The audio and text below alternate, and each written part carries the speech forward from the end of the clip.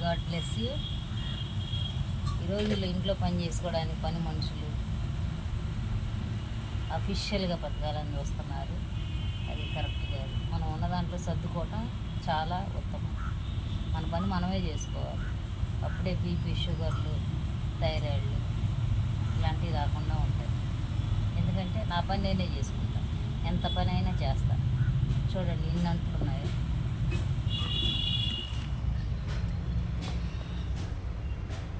ఇవన్నీ నేనే తోమేసుకుంటాను. ఈ అంట్లన్నీ నేనే తోమేస్తాను. బట్టలు నేనే ఉతుకుతాను.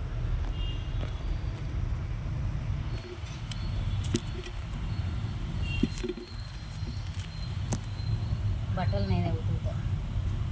పని మనుషులు అవసరం లేదు. మన పని మనం చేసుకోవడానికి పని మనుషులు ఎందుకు? పని మనుషులతో మనకు పని లేదు. మన పని మనం చేసుకుంటూనే ఆరోగ్యకరంగా ఉంటాం. ఎప్పుడైనా సరే ఎంతవరకు అయినా నేనే చేస్తాను. ఇప్పుడు అందరూ ఏంటంటే బయట ఫుడ్కి, ఇంట్లో వంట చేసుకోకుండా బయట ఫుడ్కి అలవాటు పడుతున్నారు. బయట కూరలు తెచ్చుకోవడం, కర్రీస్ తెచ్చుకోవడం, ఇంట్లో వండుకోకుండా నిద్ర పొద్దుటే లేస్తే ఎంత ఆరోగ్యకరం. 4 o'clock లేచి చక్కగా వాకింగ్ చేసుకొని ఇంట్లో పనులన్నీ 7 కల్లా అయిపోతాయి. 7, 8 కల్లా అయిపోతాయి. చక్కగా అన్నీ నీట్గా పనంతా చేసుకొని ఇలా వేస్ట్ అంతా ఒక బకెట్లో పోసుకొని కాలువ ఎక్కడ పడితే అక్కడ పోయకూడదు. ఎక్కడ పడితే అక్కడ పోస్తే ఏమవుతుంటే మనకే ఎలుకలు వచ్చి ఇన్ఫెక్షన్స్ వస్తాయి. అన్నీ చక్కగా కడుక్కొని ముందు డస్ట్ అంతా పారబోసుకోవాలి. ఈ పిల్లలు కదా, చిన్నపిల్లలు, ముగ్గురు చిల్డ్రన్స్ ఉన్నారు మాకు. వాళ్ళ ఇంట్లో బాగా అల్లరి చేస్తారు.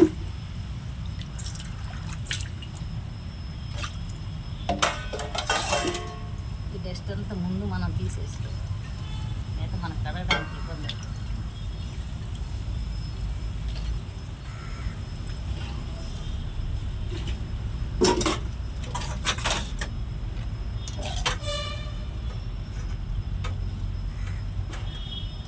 మనం పని చేసుకుంటే మనకు తప్పేం సిగ్గేముంది. మా హాస్పిటల్లో చాలామంది స్టాఫ్ అంటారు మాకు పని మనిషి ఉంది అంటారు. మనకు వచ్చే జీతాలు ఎంత? మన పని మనిషి అవసరం. మన పని మనం చేసుకోవచ్చు కదా. పిల్లల లంచ్ బాక్సెస్ ఇవి. ఇప్పుడు మళ్ళీ వాళ్ళు వెళ్ళిపోయారు. మళ్ళీ నేను వంట చేసి వీళ్ళకి తీసుకెళ్ళాలి లంచ్ బాక్సెస్. తీసుకెళ్ళి స్కూల్లో ఇచ్చి అప్పుడు నేను డ్యూటీకి వెళ్తాను. పొద్దుట అయిపోద్ది వంట.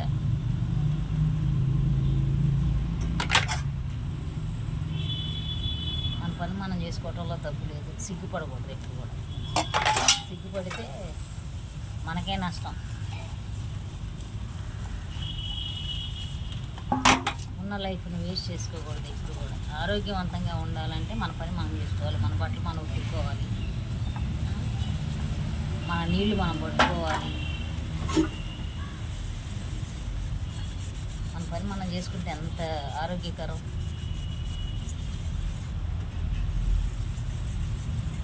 ఫుడ్ కూడా ఎట్లా పడితే అట్లా తినకూడదు. ఒక 40 ఇప్పుడు చిన్నపిల్లలకు కూడా షుగర్ వస్తుంది. బీపీలు, షుగర్లు వస్తున్నాయి, హార్ట్ అటాక్లు వస్తున్నాయి. ఇప్పుడు ఉన్న ఫుడ్ మంచిది కాదు అసలు. ఫుడ్ ఏంటంటే ఈ కుర్కురే ప్యాకెట్స్ వచ్చాక పిల్లలు చాలామందికి అపెండిక్స్లు వస్తుంది. అవన్నీ తిని అక్కడ పేరుకుపోయి వాళ్ళకి దాంట్లో ఏముండదు. అది ఒక ప్లాస్టిక్ కవర్ లాంటిది.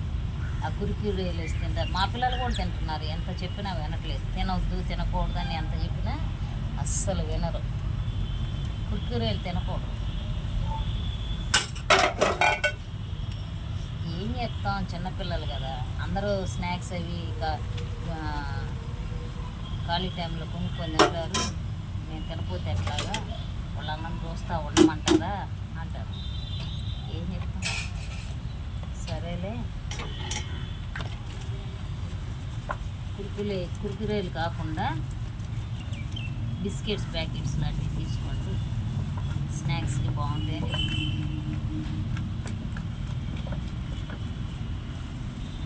పని మనం చేసుకోవటంలో తప్పేముంది. మా హాస్పిటల్లో స్టాఫ్ మాకు ఆ పని మనిషి ఉంది, మాకు ఈ పని మనిషి ఉంది, మేము చెయ్యం.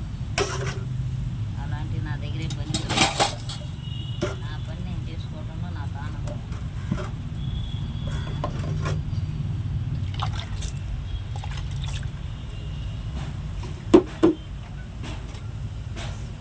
నీలోనే ఆనందం నా దేవా, నీలోనే నాకు జీవం, నిన్న నేడు నిరంతరం మారని దేవా, నిన్న నేడు నిరంతరం మారని దేవా, ఈ లోకమంతయు నడచిన లేదయ్యా ఎక్కడ ఆనందం, నీ సన్నిధిలో ఒక క్షణం గడిపిన నా హృదయం పొంగెను, నా హృదయం నీలోనే ఆనందం నా దేవా, నీలోనే నాకు జీవం, నిన్న నేడు నిరంతరం మారని దేవా,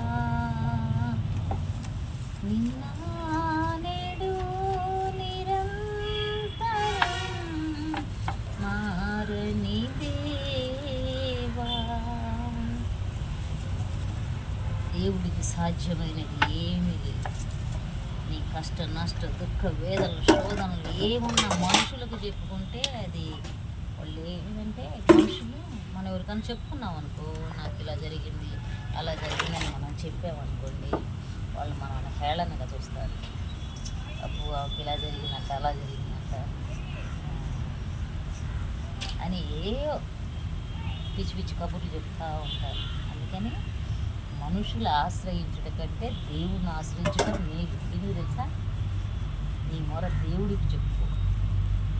పొద్దుటే తెల్లవారుజామున 4:30కు లేచి నీ పని ముగించుకొని 5 గంటలకల్లా ప్రేయర్లో కూర్చొని ప్రభువా, దేవుడు మనతో మనుషులాగే మాట్లాడతాడు. ఆయన ప్రార్థన చేయాలంటే నాకు తెలియదు, ఎలా చేయాలో నాకు తెలియదు. ఫస్ట్లో నేను కూడా అనుకున్నాను, ప్రార్థన అంటే ఏంది, ఎలా చేయాలి, ఎట్లా ఏంది అనుకునేదాన్ని. నాకు ప్రార్థన రాదు కదా ప్రభువా, నీ ప్రార్థన చేయడానికి, నీతో మాట్లాడేదానికి నాకు మాటలు ఎలా మాట్లాడాలో తెలియదు కదా ప్రభువా, నేను దేవుడిని అనుకునేదాన్ని.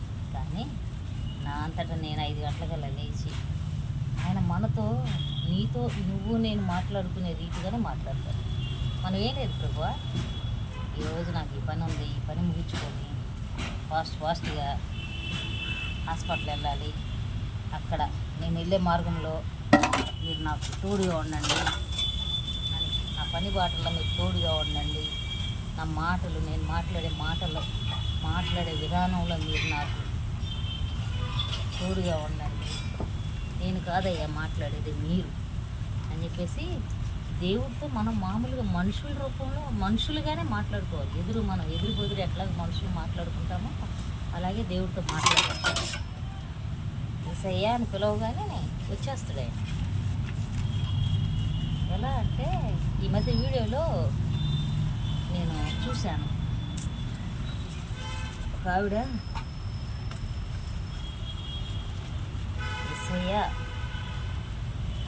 యేసయ్య గ్యాస్ అయిపోయింది అనగానే గ్యాస్ రాలేదే అనే కామెంట్ చూశాను. హేళనగా మాట్లాడింది ఒక ఆవిడ. యేసయ్య నువ్వు వచ్చి ఈ పని చేయి అంటే ఆయన చేస్తాడా? యేసయ్య ఈ పని చేయడానికి నాకు శక్తినివ్వు అయ్యా అని అడగాలి. నువ్వా నేను ఈ పని చేయడానికి నాకు శక్తినివ్వు అని అడగాలి.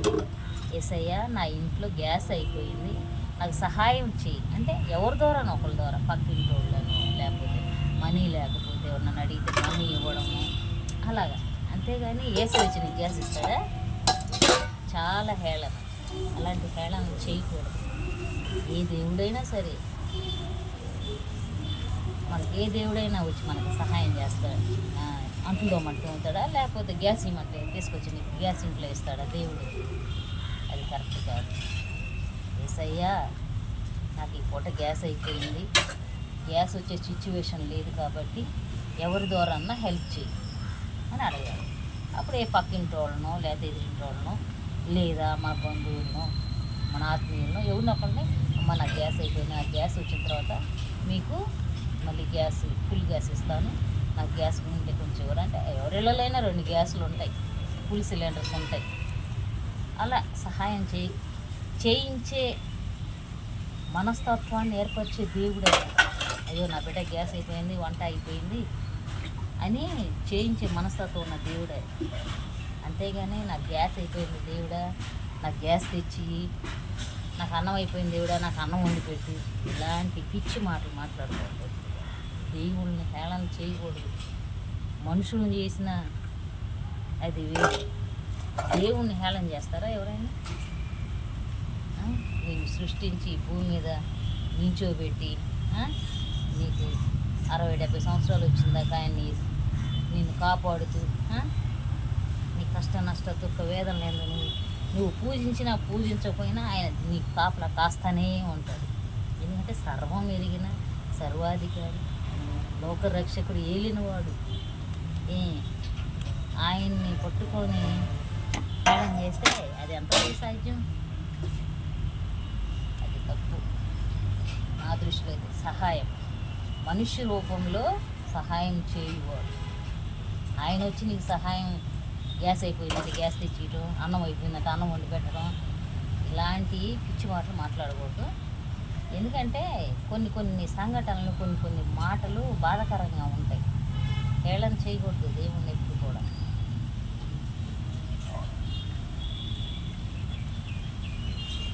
సర్వాధికారి ఆయన. నువ్వేం చేస్తున్నావు ఆయనకి ఎరుగు, ఏ తప్పు చేస్తున్నావు ఆయన చూస్తాడు. నువ్వేం మాట్లాడుతున్నావు, ఏం చేస్తున్నావు, కథ ఏంది, నీ స్థితి ఏంది, నీ గతులేని అన్నీ తెలిసిన వాడు ఆయన. దేవుని అంత హేళన చేయకూడదు. కానీ రోజుల్లో మనిషికి సహాయం చేసేవాళ్ళు ఎవరున్నారు? ఎవరు లేరు. నువ్వు బతుకుతుంటే వారో లేదు, నేను బతుకుతుంటే వారో లేదు. అలాంటి సంఘటనలు ఉన్నాయి ఈ రోజుల్లో. ఈరోజు నువ్వు మంచి చీర కట్టుకొని గాజు పూలు బొట్టు అన్నీ పెట్టుకొని బయటికి వెళ్ళు, ఈరోజు సమాజం ఏమంటారు? మంచి స్థానం ఎక్కడుంది? ఎక్కడా లేదు.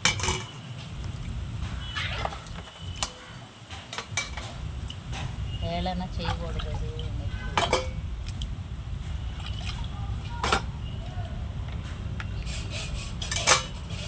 వంట చేయాలి, ఇంకా పని అవ్వలేదు, పిల్లల బాక్సులు కట్టాలి.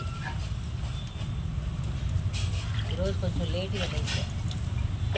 నాకు దేవుని ప్రేయర్ చేసుకొని దేవుని వాక్యం యూట్యూబ్లో అప్లోడ్ చేయడానికి 1 అవర్ పడుతుంది. ఆ 1 అవర్ ఆయన కేటాయించేస్తా. ఎన్ని పనులున్నా చేయను. పొద్దుట లేవగానే ఆ 1 అవర్ బైబిల్ చదువుకొని వాక్యం పెట్టి అప్పుడు లెగిస్తాను. ఏ పనైనా చేస్తాను. అంతే. దేవునికి సాధ్యమైంది ముందు దేవుని పని ముఖ్యం. ఇవన్నీ ఏముంది, ఒక పూట తినకపోయినా ఏం కాదు. కానీ ఒక పూట దేవుని పంచుకోకపోతే ఆ రోజు మనసంతా బాగోదు. అయ్యో ఈరోజు ప్రేయర్ చేసుకోలేదే, ఈరోజు దేవుడితో మాట్లాడలేదే అన్న ఆలోచన అంతే ఉండిపోతుంది.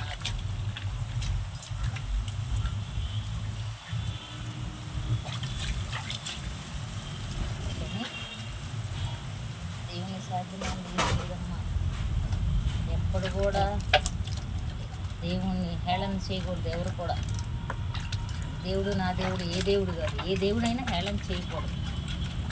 ఎవరు మతం వాళ్ళది, ఎవరు కులం వాళ్ళది, ఎవరు ఆలోచన వాళ్ళది. సర్వము మన ఆలోచనలు, మన కథ క్రియ అన్నీ ఆయన ఎరిగినవాడు. ఎంతోమంది ఎన్నో ఇబ్బందులు, వేదనలు, శోధనలు, నరకం చూస్తున్నారు. తిండి లేని వాళ్ళు, బట్టలు లేని వాళ్ళు, ఉండటానికి నీడ లేని వాళ్ళు ఎంతమంది. దేవుడు మనల్ని ఇప్పటివరకు ఒక మంచి ఇంటిలో ఉంచి ఆయన సన్నిధానంలో మనం ధ్యానం చేయించుకోవడానికి మనం చర్చీలు ఇచ్చాడు. చక్కగా టైం ఉన్నప్పుడు వెళ్ళాడు, టైం లేకపోతే ఇంట్లోనే చేసుకుంటాను. నాకు ఎక్కువ టైం ఉండదు, ఎందుకంటే నేను హాస్పిటల్ వెళ్తాను కాబట్టి టైమింగ్స్ ఉండదు. అయినా కూడా నేను మార్నింగ్ లేవగానే ముందు ఒక 1 అవర్ దేవుని సన్నిధిలో గడిపిన తర్వాతే నేను ఏ పనైనా చేసుకుంటాను. టైం కేటాయించాలి, మనం ఆ 1 అవర్ దేవునికి కేటాయించాలి. ఇది ఈ 1 అవర్ ప్రభువా నేను నీ కోసం కేటాయిస్తాను. ఆయనతో మనం మాట్లాడాలి. మనకు సర్వం ఇచ్చిన ఆయనతో మాట్లాడిపోతే అట్లా, ఆయనతో మాట్లాడిపోతే మనసు అయిపోతుంది. నాకైతే ఎన్ని సమస్యలు ఉన్నా కానీ 1 అవర్ దేవుడి దగ్గర నేను కూర్చోవాల్సింది. ఆ 1 అవర్ కూర్చున్న తర్వాతే ఏదైనా టీ, కాఫీ కానీ ఏదైనా కానీ.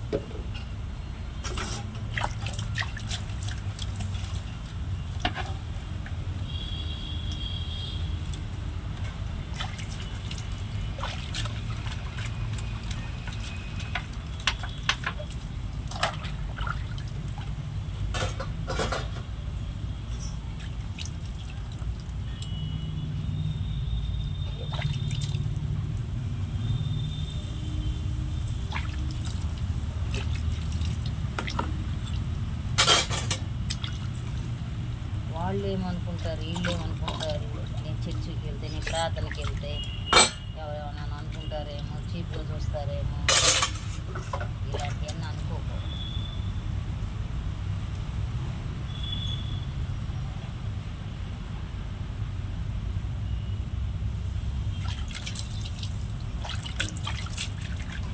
మా పక్కన మాది ఇండివిజువల్ హౌసే, కాకపోతే మెయిన్ రోడ్లో ఉంటుంది. మా పక్కన సర్వీసింగ్ పని చేసే వ్యక్తి ఒకడు ఉన్నాడు. అంటే కార్లు, బైకులు అలాంటి అడిగేవి.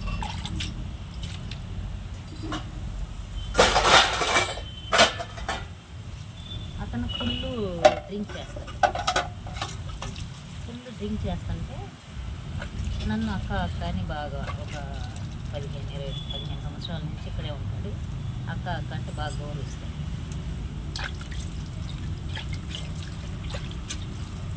చాలా మంచి వ్యక్తి, అందరూ సహాయం చేస్తాడు. మళ్ళీ తనకున్న దాంట్లోనే సహాయం చేస్తాడు, మంచి వ్యక్తి.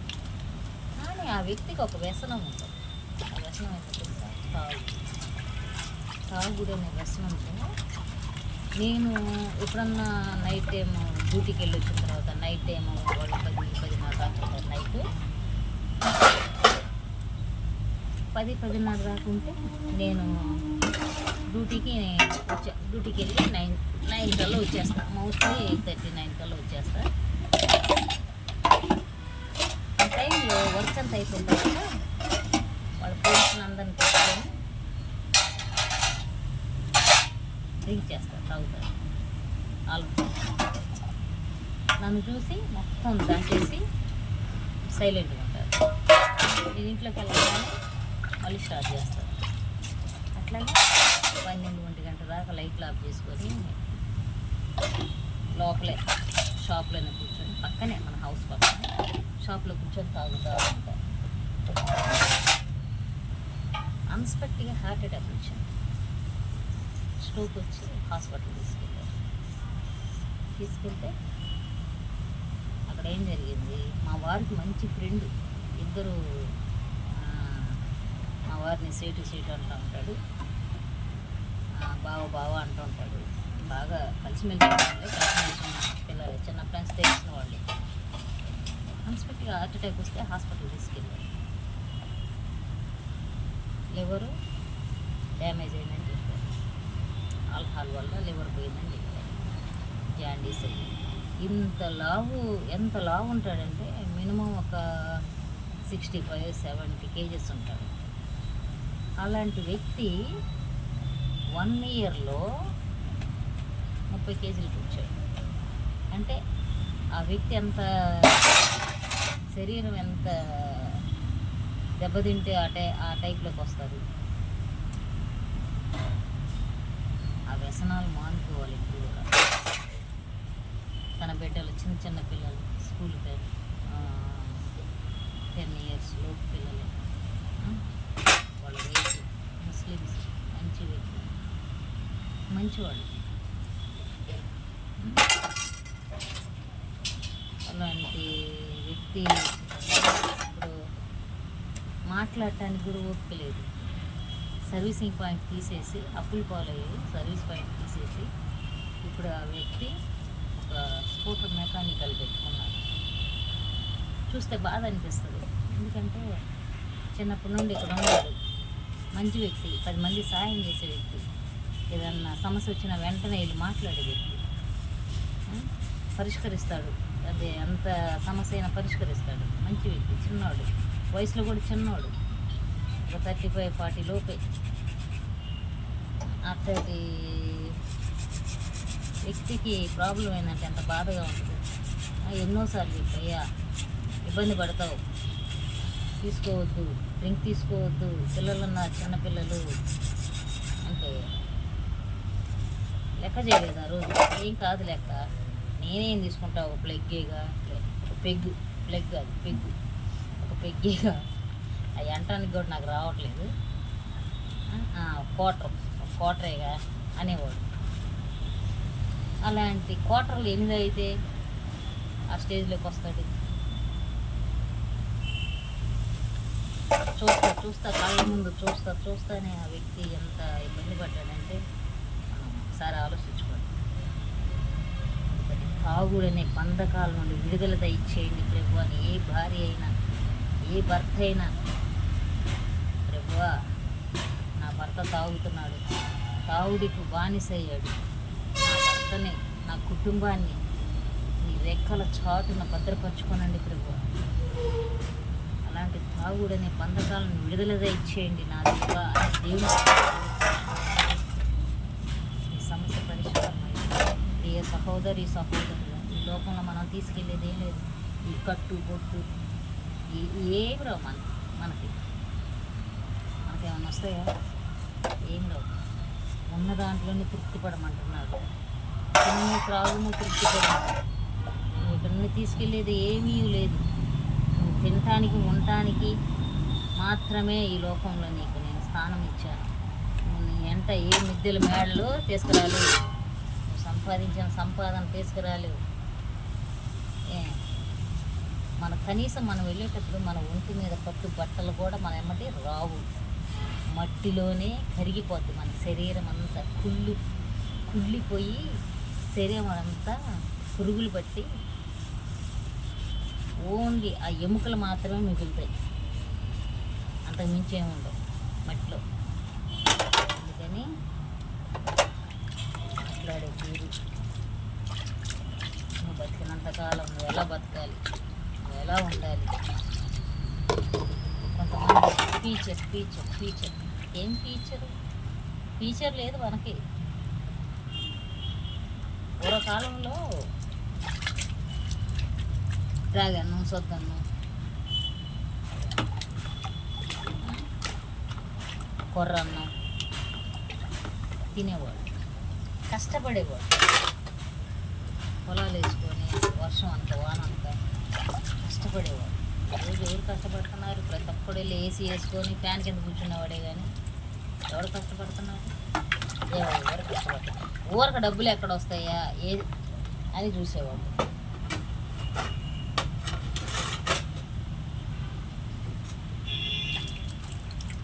ఏసీలు ఫ్యాన్ల కింద ఉన్న క్యాన్సర్ వచ్చి తెలుసా?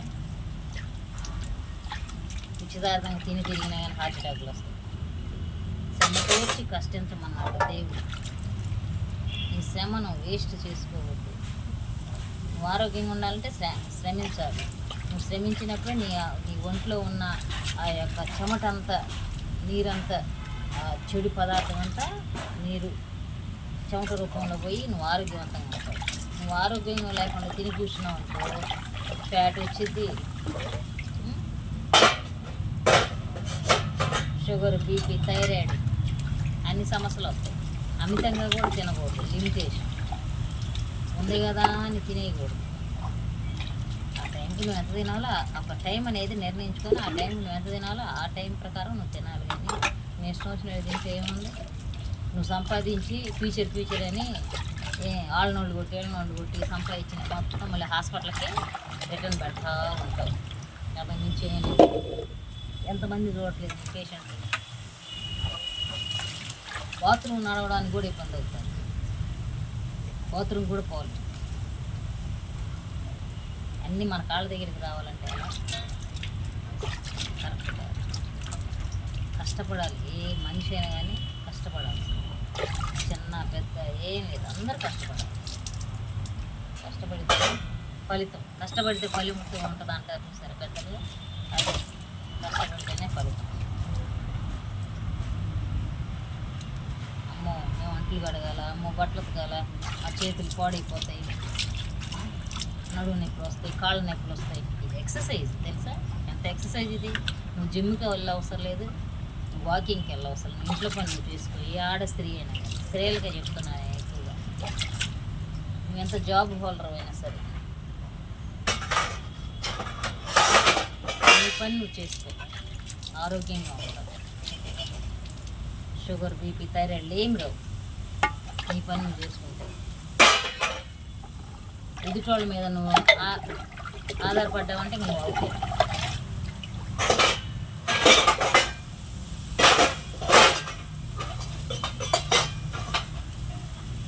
టైం లేదు, వర్క్కి వెళ్తాను టైం లేదు అనుకునే వాళ్ళకి పొద్దుటే లేకుండా ఒక గంట ముందు అనేది చూడు. 2 గంటలు ఒక 5,000 6,000 ఇచ్చి ఒక పని మనిషిని పెట్టుకోగలం. ఎందుకు 5,000 6,000? పిల్లలకు ఉంటాయి, ఏదో అవసరం పనికి వస్తాయిగా. కష్టపడకుండా 5,000 6,000 పని వాళ్ళు చేస్తారు. వదిలిపెట్టాము ఏమవుతుంది? మన ఆరోగ్యం మెయిన్. మన ఆరోగ్యం పాడవకుండా ఉండాలంటే మనం ఇలా చేసుకోవాలి. మా పిల్లలు కూడా అప్పుడప్పుడు నూడిల్స్, ఫ్రైడ్ రైస్ అని బయటకి వెళ్ళి చిన్న పిల్లలు కదా అడుగుతాను. అలాంటి తినకూడదు, ప్రాబ్లమ్స్ వస్తాయి, అపెండిక్స్ వస్తాయి అని చెప్తాను. మెడికల్ ఫీల్డ్ కదా, హాస్పిటల్ ఫీల్డ్ కదా, సమస్యలన్నీ తెలుసు మనకి.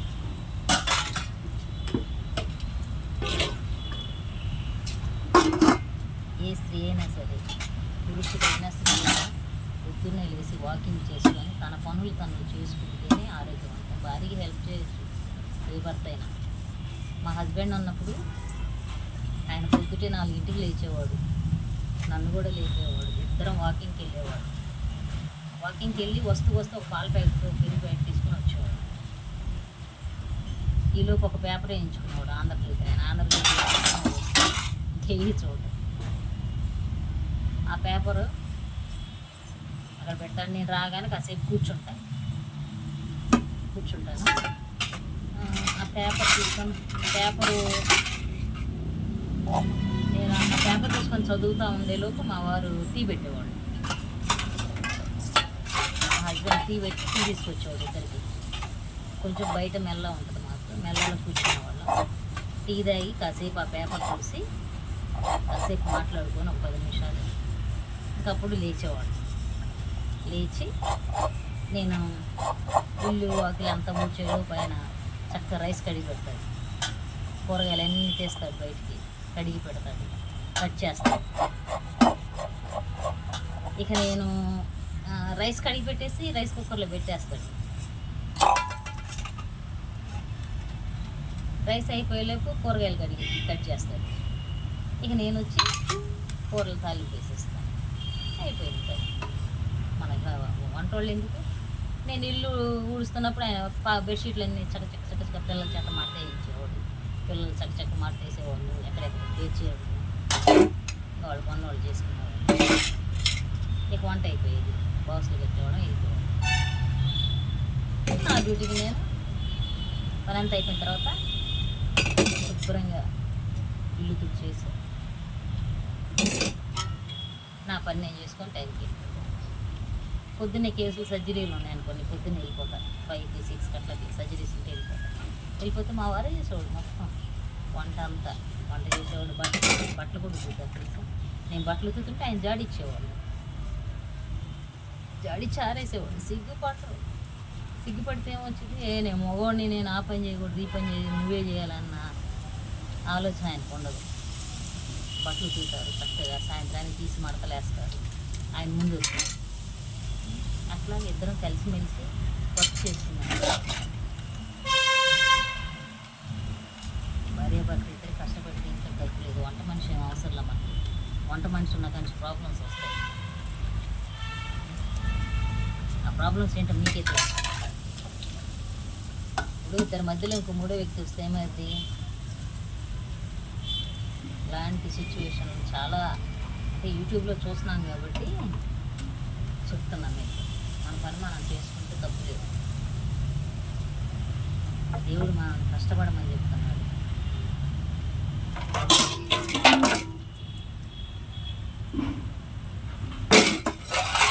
సింపుల్. పొద్దున్నే పైకి లేచామా, దేవుని ప్రార్థన చేసుకున్నామా, ఇంట్లో ఏమైనా పనులు ఉన్నాయి చక్కచక్క చూసుకున్నామా. మినిమం నువ్వు ఎంత చేసినా కానీ 1 అవర్ కంటే ఎక్కువ 1 అవర్. బట్టలు కూడా మిషన్లు 2 ఉన్నాయి. 2 మిషన్లు ఉన్న మిషన్లో వేసుకొని ఉతుకుతా.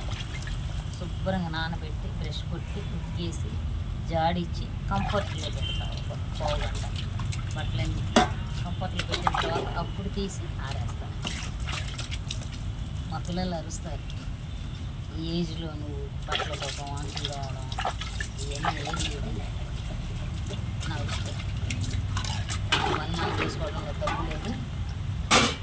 అందుకే దేవుడు ఆరోగ్యవంతంగా ఉంటాడు. బీపీ, షుగర్, థైరాయిడ్ ఏమి లేదు, నార్మల్. ఈ వయసులో కూడా దేవుడు ఇంత క్షేమకరంగా ఇచ్చాడంటే మనం వర్క్ చేసుకోవాలి, మన పని మనం చేసుకోవాలి. ఎవరి మీద ఆధారపడకూడదు. వాళ్ళు చేయాలి, వాళ్ళు చేయలేదు, ఇది చేయలేదు అని ఇప్పుడు కూడా చేయకూడదు. ఈ మెసేజెస్ ఏదో శుద్ధి చెప్తుంది అనుకోమాకండి, ఉన్న విషయం మన పని మనం చేసుకోవడంలో తప్పు లేదు. భర్త కూడా నేను మగవాడిని, నేను సంపాదిస్తున్నాను, నేను అదే ఇదని భార్య మీద ఈర్చపడి ఏదేదో అనకూడదు. హెల్ప్ చేయొచ్చు, తప్పులేదు. హెల్ప్ చేసుకుంటే తప్పేంటి? నేను సంపాదిస్తున్నాను గర్వం ఎప్పటికీ ఎవరికి ఉండదు. ఆడవాళ్ళకు ఉండకూడదు, మగవాళ్ళకు ఉండకూడదు. ఎవరి కోసం కష్టపడుతున్నా? నీ పిల్లల కోసం, నీ కోసం. ఆడవాళ్ళైనా ఎవరి కోసం కష్టపడుతున్నా? నీ భర్త కోసం, నీ పిల్లల కోసం.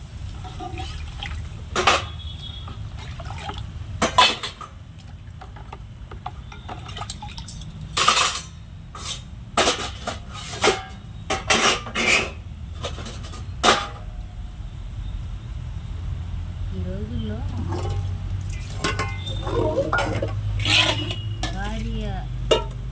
ఎక్కువ శాతం భార్య మాటలని భర్తలు వృద్ధులను అనాథ ఆశ్రమాలలో వదిలిపెడుతున్నారు, పని చేయలేక. వాళ్ళు నేను జాబ్కి వెళ్ళాలి, నేను చూసుకోలేను అని చెప్పేసి వాళ్ళని తీసుకెళ్ళి అక్కడ అనాథ ఆశ్రమంలో వదిలిపెడుతున్నారు. తల్లి ప్రేమ చాలా గొప్పది. ఇంట్లో పెద్దరికం ఉంటే చాలా మంచిది. నడిచినా నడవకపోయినా మంచంలో ఉన్నా ఆ పెద్ద దిక్కు ఉండేది వేరు.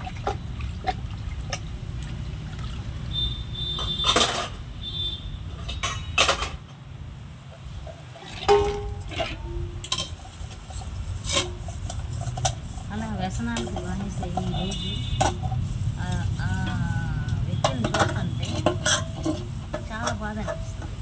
తప్పు చేశాను అక్క, నేను చెప్పినట్టు నేను మానేసింది, నా స్థితి వచ్చేది కాదు. నా బిడ్డలు నేను పోతే అనాథలైపోతారేమో, రోడ్డును పడతారేమో, నా భార్య చిన్న వయసులో ఉన్నారు, నా పిల్లలు వయసులో ఉన్నారు, ఆదరించేవాళ్ళు లేరని ఈరోజు ఏడుస్తుంటే చాలా బాధ అనిపిస్తుంది. చెప్పిన మాట విన్నట్టయితే ఈ బాధలు ఉండేది. వ్యసనం ఏం లేదు, వేసుకోగానే చొక్క వేసుకోగానే వీరుడు లేదు, నాకు సూర్యుడు లేదు అనుకుంటే ఈరోజు వీరత్వం సూరత్వం నాన్న తెచ్చితే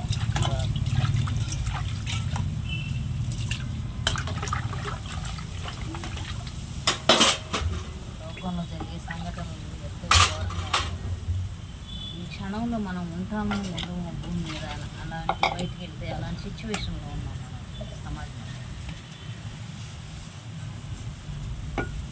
మన పని మనం చేసుకున్నామా, వచ్చామా, మన బిడ్డలతో మన భార్యతో క్షేమకరంగా ఉన్నామా అంతవరకు.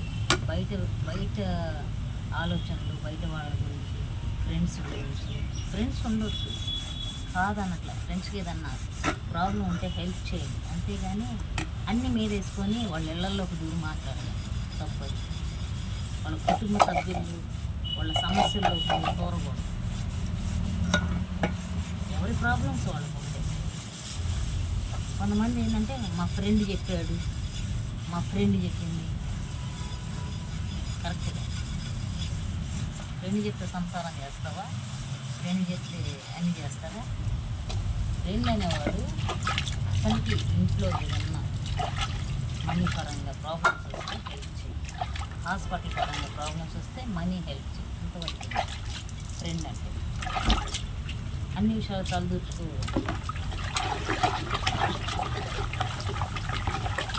ఈ సంసారం అంతా వాళ్ళ సంసారం అంటే.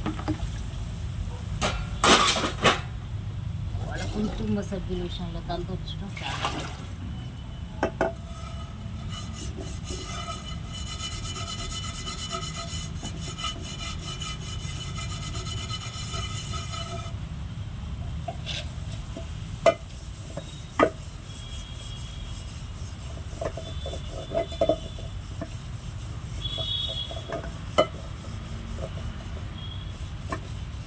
ఎవరు లేక ఒంటరినై అందరికీ నీ దూరమై అనాథగా మిగిలాను. రావాలేసయ్యా, నీవు రావాలేసయ్యా, రావాలేసయ్యా, నీవు రావాలేసయ్యా. ఏ మనిషి అయినా అన్నీ ఉన్నప్పుడు ఏమి వినడు, ఏమి లేనప్పుడు రోగాన పడి మంచాన పడి డబ్బు లేక ఇరుకు ఇబ్బందులు అప్పుడు ఎవరు లేక ఒంటరినై అనాథగా మిగిలాను, నువ్వు రావాలి ఏసయ్యా. ఏసయ్యనే కాదు, ఏ దేవుడైనా నువ్వు రావాలని చూస్తారా? ఏ దేవుడు విషయం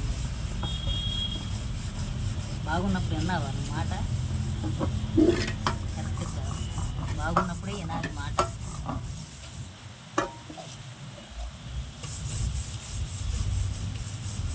నేనున్నానని అందరూ అంటారు, కష్టాల్లో బాధల్లో తొలగిపోతారు. నేనున్నా నీకెందుకు కానీ అంటారు. ఏ పని అయినా నువ్వు చెయ్యి, నేను అనకుండా నేను నిన్ను తీసుకొస్తా అంటారు. ఎవడు రాడు, నువ్వు పోయి మునిగావా అవుట్. నీ కష్టాల్లో బాధల్లో వేదనలో శోధనలో ఎవడు రాడు, నేను తీసుకొచ్చేవాడు వాడు ఎవడో నాకు తెలియదు అంటారు. ఏ సహోదరి ఆలోచించుకో, మేలుకో, జ్ఞానంతో పోతే నిన్నందరం ముందుకు దూసేవాళ్ళే, తర్వాత నేను ఎవడు పట్టించుకోవాలి. నేనున్నానని అందరూ అంటారు, కష్టాల్లో బాధల్లో తొలగిపోతారు. దీనుడనై అందుడనై అనాథగానే మిగిలాను, దీనుడనై అందుడనై అనాథగానే మిగిలాను. రావాలేసయ్యా, నీవు రావాలేసయ్యా, రావాలేసయ్యా, నీవు రావాలేసయ్యా. డబ్బున్నప్పుడు ఎవరని లెక్క చేయక బారుల్లో పబ్బుల్లో దూరి ఫ్రెండ్స్కి ఇంట్లో భార్య బిడ్డను వేధించి ఫ్రెండ్స్ని పెట్టుకొని లేనిపోయిన అఘాయిత్యాలకు పాల్పడి ఆరోగ్యం క్షీణించుకొని ఈ రోజులు ఎంతోమంది హెచ్ఐవితో బాధపడుతున్నారు, ఎంతోమంది భార్య బిడ్డలను అనాథనం చేస్తున్నారు, ఎంతోమంది కరోనా టైంలో దేవుడు ఈ పాపాన్ని, ఈ శోధన వేదనను చూసి కొంతకాకపోతే కొంతైనా మారుతారని కరోనా రూపంలో పెట్టినా కానీ ఇంకా మనకి సిగ్గు ఎగ్గు లేకుండా మన ఇష్టం వచ్చినట్టు ప్రవర్తిస్తాం. ఈ ప్రళయాలు, భూకంపాలు, అగ్ని జ్వాలలతో రగిలిపోతున్నాడు ఆయన. మారండి, మారు మనసు పొందండి, పరలోక రాజ్యం చేరండి. ఇక్కడ ఏం మోక్షం లేదు, పరలోకంలో ఉంటాయి నీ పాప క్షమాపణలు. అప్పుడు తీస్తాడు ఆయన ఒక పుస్తకం. ఏం వివరణ చూడట్లేదులే, నా ఇష్టం వచ్చింది చేయొచ్చు అనుకుంటున్నాను. అక్కడ ఉంటుంది మనకు లెక్కింపు.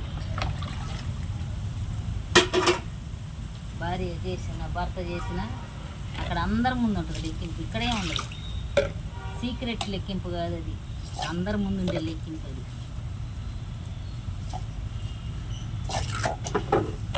సీక్రెట్ లెక్కింపు కాదు అది. నువ్వు ఏ తప్పు చేసినా, నీ భార్య ఏ తప్పు చేసినా, నీ భర్త ఏ తప్పు చేసినా సీక్రెట్ లెక్కింపు కాదు అది, అందరి ముందు ఉండే లెక్కింపు.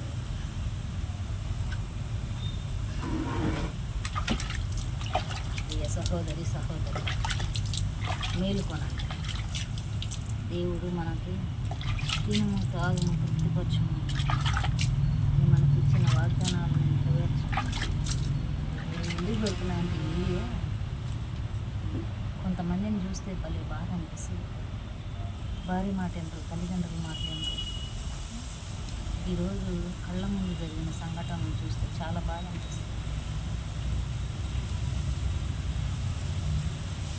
ఏదైనా మనకున్న దానిలో సర్దుకుపోవటం చాలా ఉత్తమం. ఇప్పటికి కూడా అప్పులు చేయకూడదు.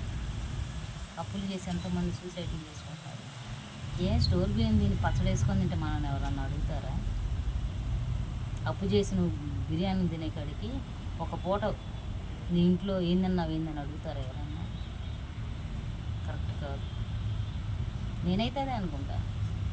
మా హస్బెండ్ చనిపోయిన తర్వాత డే అండ్ నైట్ డ్యూటీ చేశాను. చెప్పాను కదా 4 లక్షలు అప్పు ఉందని.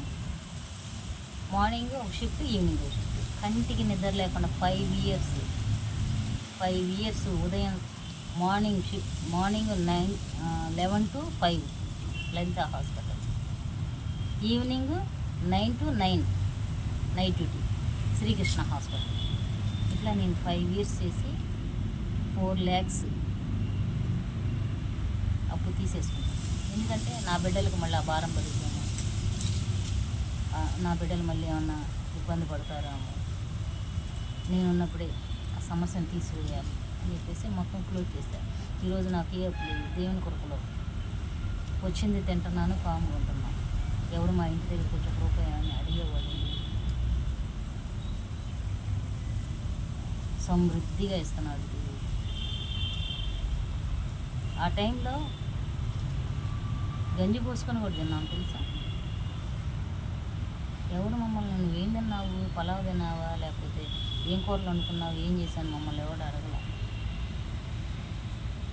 ఎవడో కోసం మనం ఏదంటే పులిని చూసి నక్కవాత పెట్టుకున్నట్టుగా ఎదురింటోడు కోడి తెచ్చుకుంటే కోడి పుచ్చన్న మనం తినాలనుకుంటారు కొంతమంది. ఇలాంటివి చేయకూడదు. మనం ఉన్న దాంట్లో సర్దుకోవటం చాలా ఉత్తమం. వాళ్ళు అవి తెచ్చుకున్నారు, వీళ్ళు తెచ్చుకున్నారు. లేడీస్కి కూడా చెప్తున్నా, భర్తలను హింసించకూడదు.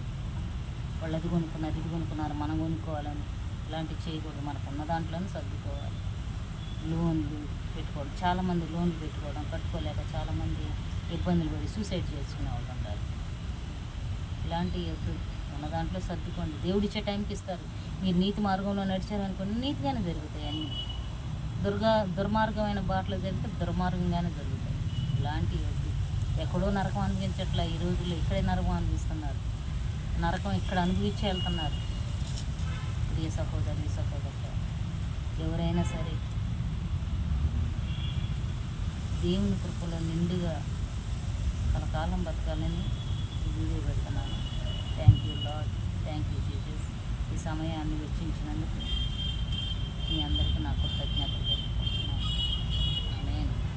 God bless you.